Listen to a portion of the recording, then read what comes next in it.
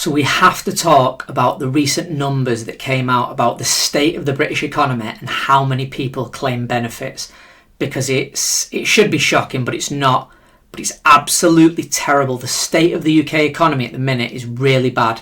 So we're going to go through the numbers and the data. Let's go and take a look at the actual article. 4 million Brits now claiming jobless benefits without any requirement to work after a rise of over 1 million people under Labour.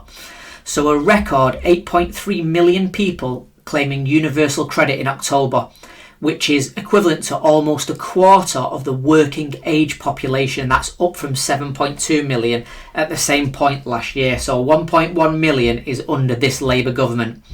Let's look at the charts. So just to give you an idea there, not that long ago it was below 6 million in October 2021, and it's been creeping up and it's currently sat at 8.3 million claiming universal credit as of October 2025.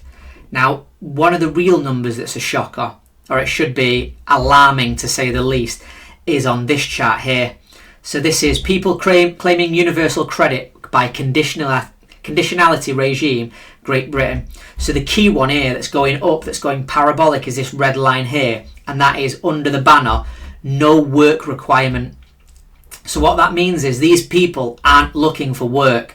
For whatever reason, they've been told that they don't have to find work. They will be given this benefit on an ongoing basis. So if you look there, it's been steadily climbing anyway from 1 million in 2020 to now 4 million. But look at here, this point where it starts to just accelerate up from essentially, give or take, when Labour took over here. It just goes up, and that number will go parabolic at some point and keep climbing under this Labour government. When you consider that one of the things that they want is everybody on handouts, out of work, because then you're reliant on the state and they get more of a say in your life. These guys, these far left extremists, are control freaks. Now, when you add to this that the numbers have just come out and that the UK's growth this quarter was 0.1%, essentially flatlined, we're not growing at all. We're in a stagflationary environment, and that's where the economy isn't growing. It's flatlined, but on top of that, we still have relatively high inflation. So as I've mentioned in previous videos, we have the highest inflation out of the G7 economies. We have the highest inflation in a lot of Europe. This government are running us into the ground. These numbers are going to get worse under Labour.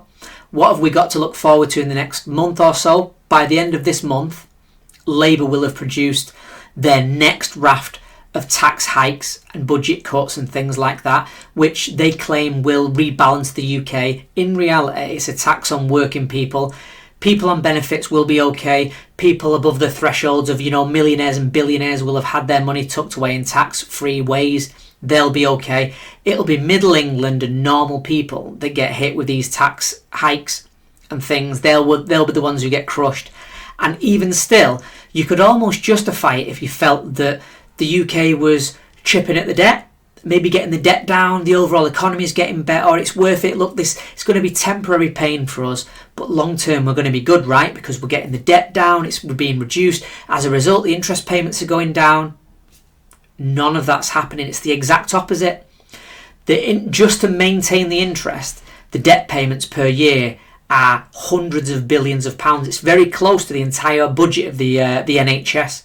Just to maintain that debt, we are at a point of peak borrowing where the economy now is so sluggish and it'll start to collapse as we struggle to deal with this economy.